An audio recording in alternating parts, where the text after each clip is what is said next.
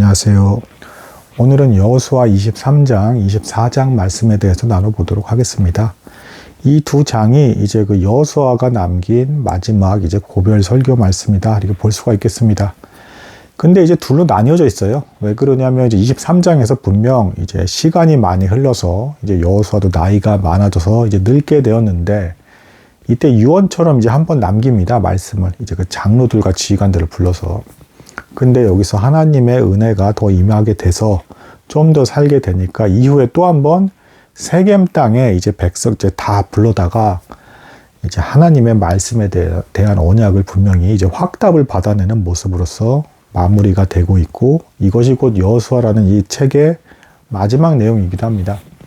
한번 이제 이야기를 하나씩 나눠보도록 하겠습니다. 23장 내용은 굉장히 단순합니다. 그러니까 이제 뭐 24장 내용도 물론 단순하지만 23장에서 특별히 강조되는 것은 도무지 이방 족속과 상종을 하지 말아랍니다. 결론적으로 얘기해서. 우상 숭배에 빠지지 않게끔 조금이라도 틈을 내주지 말고 철저히 하나님을 사랑하고 섬기면서 율법 말씀을 지키라는 겁니다. 그러니까 핵심은 이겁니다. 그러니까 너희가 하나님을 사랑한다면 하나님의 말씀대로 순종할 거기 때문에 남은 이방 족속에 대해서 다 멸할 것이고 약속의 땅을 제대로 차지하게 될 것이고, 그로 말미암아 축복을 얻게 될 것이다.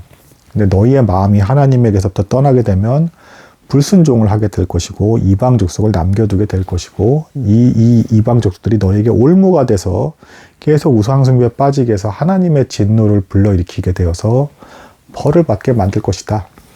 그러니까 축복의 말씀, 너희가 순종을 잘해서 하나님을 사랑해서 올바르게 순종할 때 축복이 내려지는 것처럼 너희가 하나님으로부터 마음이 멀어지고 율법에서 벗어나서 우상숭배를 하게 될 때 저주가 임하게 될 것이다 라고 하면서 이제 경고하는 말씀을 주는 것입니다. 자, 24장에서는 이제 좀 더 여호수아가 이제 나이가 들어서 정말 이제 죽음을 앞둔 상태에서 세겜 땅에서 이제 말씀을 전합니다. 24장의 본문 내용은 이제 더 선명하게 너희는 도무지 이 내용들을 안다면, 그리고 너희가 마음이 살아있다 그런다면 결코 하나님을 떠날래야 떠날 수가 없을 것이다 라는 것을 전제로 해서 조상 아브라함 때부터 하나님께서 어떻게 인도해 가셨는지를 쭉 나열합니다. 갈대아 우르 지역에서 아브라함을 부르셨죠. 하나님께서. 뭐 이제 전에도 말씀드렸지만 갈대아 우르는 우상 숭배가 그렇게 심각하게 만연했던 장소인데, 거기서 하나님께서 계시해 주시고 가르쳐 주시지 않았다면 아브라함은 도무지 하나님을 알 수가 없었겠죠. 근데 이런 상황에서 하나님께서 아브라함을 부르셨고 인도해 내셨고 우상 숭배에서 멀어지게 하고 참 하나님 스스로를 계시해 주셔서 참 신을 섬기게 하셨다. 그리고 이삭과 야곱에 대한 언급과 또한 이제 모세를 통해서 홍해를 가르고 어떻게 구원하셨는가, 그리고 이방 족속들을 어떻게 물리치셨는가에 대한 내용을 쭉 언급합니다. 그러면서 너희가 이러한 것을 안다면 마땅히 하나님을 믿고 끝까지 믿음을 지켜서 그것을 다 자자손손 대대로까지 섬겨야 되는 것이 아니겠느냐라는 이야기를 쭉 한 뒤에 갑자기 선택을 하라고 합니다. 당연히 하나님을 선택하라는 것을 전제로 이야기를 앞에서 쭉 했겠죠. 이방 족속을 섬길 거냐, 하나님을 섬길 거냐, 이것에 대해서 백성들이 당연히 화답을 합니다. 이 백성들도 조상 때부터 인도해 신 그 하나님, 그 모세를 통해서 우리를 애굽 땅에서 구원하신 하나님, 그리고 정말 말씀하신 대로 약속의 땅을 차지하게 하신 그 하나님을 우리가 끝까지 섬기겠나이다 라고 이제 고백을 합니다. 자, 여호수아 역시도 이들이 선택하게끔 하는 이 이야기의 과정에서 먼저 본을 보입니다. 너희는 이방신을 섬길지 하나님을 섬길지 선택하라라고 하면서 오직 나와 내 집은 여호와 하나님을 섬기겠노라 라는 유명한 말씀을 남기게 되고, 이 믿음의 본을 따라서 백성들이 이렇게 고백을 한 겁니다. 자, 여호수아가 더욱더 확증을 하기 위해서 도레다까지 이제 율법조문을 다시 한번 새김으로써 너희는 결코 하나님을 떠나서는 안 되는 하나님의 은혜를 충분히 받은 그런 백성들이다. 항상 감사하고 하나님을 사랑하면서 살아가야 된다. 라는 것을 확언을 지킨 뒤에 이제 마침내는 여호수아가 죽음을 맞이하게 됩니다. 그러니까 이제 뭐 가하스 산, 이제 북쪽에 매장되었다라고 하는데, 이제 이게 좀 특이한 점이 있어요.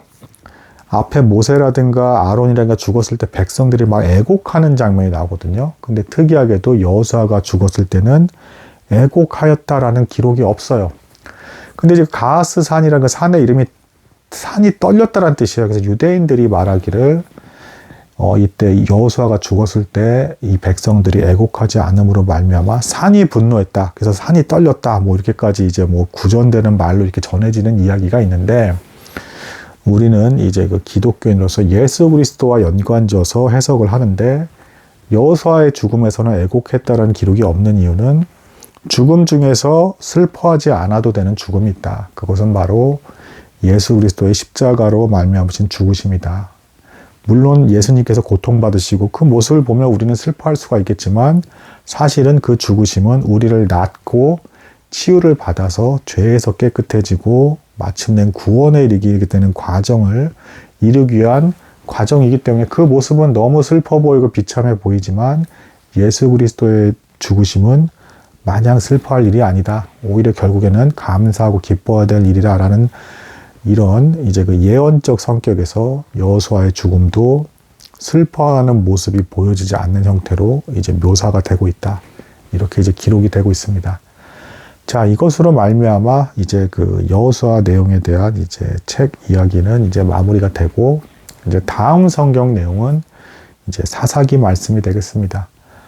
모세 오경 이후에 이 여호수아까지 이렇게 빠르게 쭉 이게 나누게 될 줄은 저는 정말 예상을 못했습니다. 나누게 되어서 너무 영광입니다. 또 지금까지 들어주신 여러분들께 대단히 감사하다 말씀드리고 싶습니다.